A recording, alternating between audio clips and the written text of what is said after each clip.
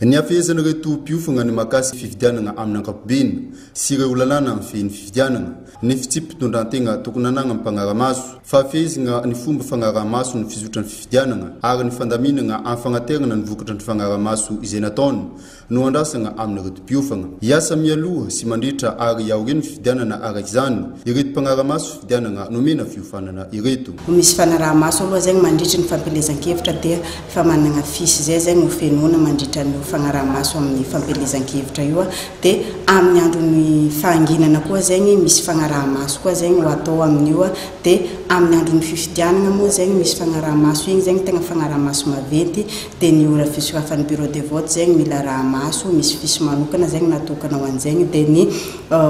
fandianan'ny bureau de vote zegny la hoe déroulement ny bureau de vote io zegny misy fanaramaso koa de misy fisy manokana koa igny de ny amin'ny ora fifidian'ny bureau de vote sy ny fagnaragna ny momba ny PV rehetrarehetra zegny ho arahamaso koa mandritra an'izay. Tanjony kendregniny amin'izy io zegny de hoe mba ampangarahara ny voka-pifidianana zay azo amin'ny farany zegny. Awen zao fiufananga zao izy reto ndray no ande ampiufanga iro pangaramaso fifidianana inanivo ny fokotany pandritra ny fiufananga mo ny etsika roy amin'ny alalan'ny tetikasa fanoa izay toana ny vondrona europeanina.